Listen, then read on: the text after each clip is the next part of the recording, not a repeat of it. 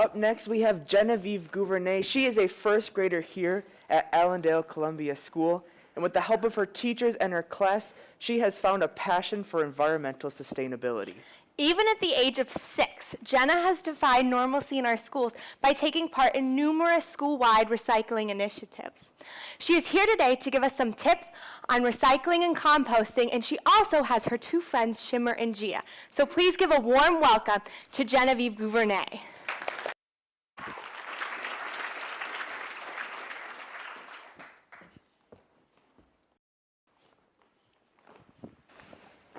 So Shimmer and Gia are mealworms, and they're really teeny tiny, and this is their little habitat. We poked holes in the top because they also breathe air like us. And we have to cut up little pieces of fruits, and we take the old fruits out every day and put the new fruits in because the fruits are what they drink. They suck out the juice. And Genna, can you tell us a little bit why your class decided to bring mealworms in? So we saw the mealworms, well, my teacher did, and she saw them at Petco, and we started researching them, and we saw that they could eat styrofoam and turn it into soil, and we were like, wow, let's start doing that. And so we got these mealworms, and we got the containers, and they eat little flakes, and we put the flakes in. And so as they eat styrofoam and they get older, what happens to the mealworms? So as the mealworms get bigger, they shed their skin, kind of like snakes do. They shed it, and then when they get big enough, their middle turns white, and then they start turning into a pupa. And then in that pupa, you might see it move because the mealworm is inside the pupa, and it eats the inside of the pupa. And when it's ready, it comes out of the pupa, and it turns into a beetle. The beetles are called Duckling Beatles. And the Duckling Beetles they start out white, and then they get darker as they grow. And Genna, can you tell us a little bit about the Reusable Cup Projects you're doing in lower school?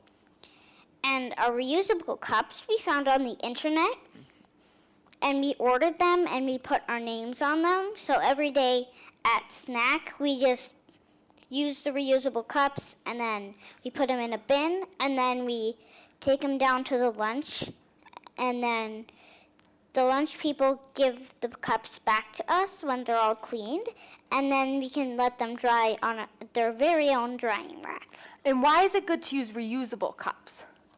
Because we don't want to let the landfill just grow. We want to keep it going down. And tell us a little bit about the composting project that you and your class are doing. So we started the compost project, and we found this worm factory online. Sometimes it comes with the worms, sometimes it doesn't. And it comes in a container, and the stuff, we just make it, and then we put it in the container, we get it ready, and then we order the worms, and we ordered 2,000 worms. Oh. And when they come, we're going to put them in their habitat, and then we can put some compost in. We have already, but we can put more in. And they will decompose the compost into soil. And can you also tell us about the shoe recycling project that you're doing? So we FaceTimed someone from a company that recycles shoes, and we said, wow, let's get some boxes. And so they sent us some big boxes that we put around the lower school, and when you outgrow your shoes during the event, you would put them in that box. And when the box filled up, we would close them and send it back to the company.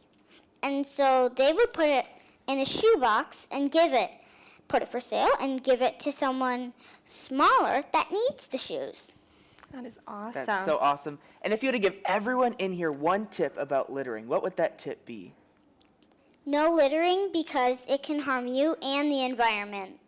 Thank you so much, Genna, for sharing with us your tips today.